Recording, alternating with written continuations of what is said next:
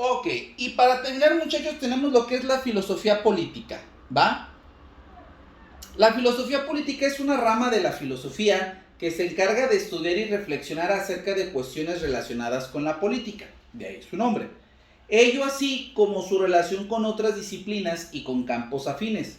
En este sentido, campos como lo es el derecho, la religión, la ética y la moralidad. Y los vamos a poner en este caso. Su relación con el derecho, la religión,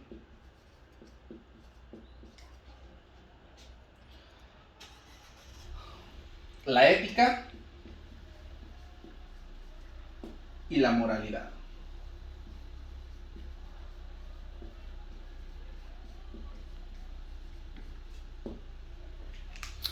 Para eso nos dice, la filosofía política, en palabras del autor y filósofo político Leo Strauss, se divide en filosofía, que se refiere al método, y política, que indica el objeto y la función. El tema de la filosofía política abarca los grandes objetivos de la humanidad, la libertad y el gobierno o la autoridad, objetivos que son capaces de elevar al hombre por encima de su pobre existencia. En este concepto, filosofía política se encuentra al germen y a la esencia de toda la historia de la humanidad. ¿Por qué? Porque la humanidad a lo largo de toda su vida ha sentido o ha tenido la necesidad de regirse mediante leyes, de que existan unas instituciones, de que nos digan cómo comportarnos, que nos digan entre lo que es bueno y lo que es malo, y sabernos comportar entre la sociedad, poniendo todos estos elementos en juego. El ser humano, en palabras de Aristóteles, es un ser sociable, por ello se relaciona con otros individuos y se organiza en tribus o sociedades, hasta que finalmente se constituyó la figura del Estado, siendo esta la unidad territorial más amplia, pues todas estas cuestiones y las relaciones entre individuos y colectivos con el poder se estudian y reflexionan en la filosofía política. ¿Por qué unos estados difieren de otros en su forma de gobierno? Porque unos proveen a sus ciudadanos de unos derechos políticos y libertades civiles determinados. Todo ello lo estudia la filosofía política. Se trata de buscar la esencia de ir a las causas y consecuencias originales, tarea de la que se encarga la filosofía. Y si nosotros lo vemos desde un aspecto más práctico, nosotros vemos cómo ciertos estados, ciertos países le otorgan ciertos derechos a sus ciudadanos, laborales, de carácter fiscal, de carácter civil, de carácter penal. Siempre les dan o más libertades o les quitan libertades, pero tiene una razón del por qué. Obviamente, si nosotros nos tratamos de analizar como sociedad mexicana con las sociedades primermundistas, vámonos sobre todo con las nórdicas, pues nos vamos a dar cuenta que estamos bastante atrás.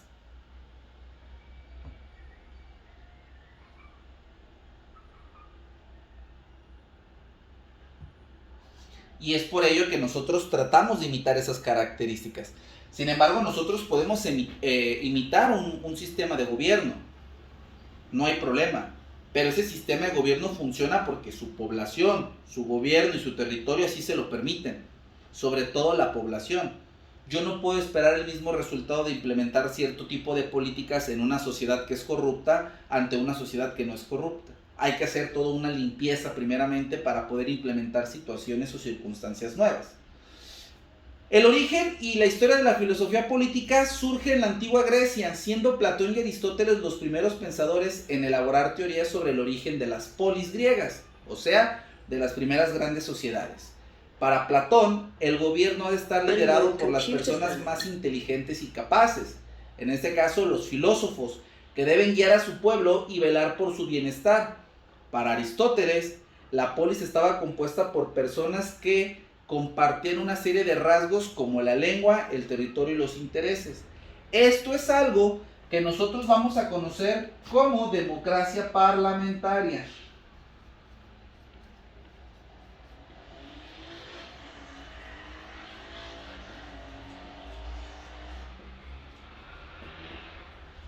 ¿Qué quiere decir todo esto?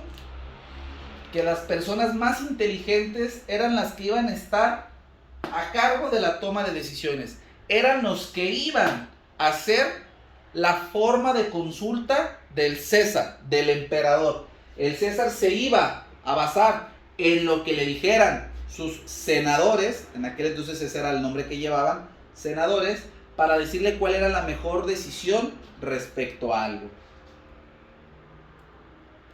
Posteriormente, para Cicerón, lo que iba a definir al Imperio Romano como algo único era el derecho. Para el cristianismo de la Edad Media lo iba a ser la religión. Pero a partir del siglo XVI y las aportaciones de Maquiavelo, padre de la ciencia política moderna, la filosofía política comienza a centrarse en el Estado. Ya habíamos hablado de Maquiavelo el día miércoles. En su organización y en el poder que detenta sobre sus ciudadanos. Finalmente, en nuestro tiempo la filosofía política es interdisciplinar. ¿Qué quiere decir esto? Se refiere tanto a la sociedad como al derecho, la moralidad o a las relaciones con el poder. Pero, si nosotros vamos desde esta perspectiva, entonces hay que buscar qué es lo que estudia la filosofía política. La filosofía política estudia numerosas cuestiones como lo pueden ser el gobierno, cómo debe de constituirse y de organizarse el gobierno de un estado, según sea elegido o impuesto, una democracia o una monarquía. Cómo se relacionan los poderes del Estado, así como el uso que hagan del poder. Algunos de sus tipos son la monarquía, las repúblicas, las tiranías y también las dictaduras. La otra parte que estudia es el derecho. ¿Cuáles son las reglas que se han de regir la vida en sociedad? Así como quién forma parte de los ciudadanos y a quiénes se les puede aplicar dichas normas. La libertad, la cuestión fundamental sobre la que se ha tratado numerosos autores. ¿Qué es la libertad y cómo se relaciona con otros valores y derechos? Que han sido cuestiones claves, sobre todo desde la irrupción del liberalismo como una doctrina política. O sea, si yo contemplo el principio de libertad, ¿quiénes poseen dicha libertad y bajo qué principios o cuestiones la misma se puede perder? Por eso es que también el derecho entra como parte fundamental. Luego tenemos la igualdad. Si han de ser los individuos iguales o no, ¿en qué plano han de serlo? No es lo mismo la igualdad jurídica que la igualdad económica o la igualdad de oportunidades. Las ideologías entienden este concepto como una forma muy dispar, o sea que no existe realmente una igualdad como tal. Luego tenemos el principio de propiedad. Si la propiedad privada es legítima o si por el contrario los medios de producción han de ser públicos, si la morada ha de ser el único bien privado o si bien los usos de esta propiedad han de estar al servicio del interés general o no. Y aquí podemos nosotros entender, sobre todo con las obras de Karl Marx, ¿va? Cuando nos hablan este aspecto, se le considera como el padre del comunismo, el cómo dice que los medios de producción deben ser tomados por el proletariado y que el proletariado viva de ellos, y no que los capitalistas o los particulares vivan de la explotación del trabajo del pueblo. Luego tenemos la justicia. ¿Qué es justo y qué no lo es? ¿Se ha de ser la ciudadanía o a través de los jurados populares quienes impartan la justicia? ¿O quienes deben de impartir la divina justicia o justia por los jurados populares o por los jueces profesionales?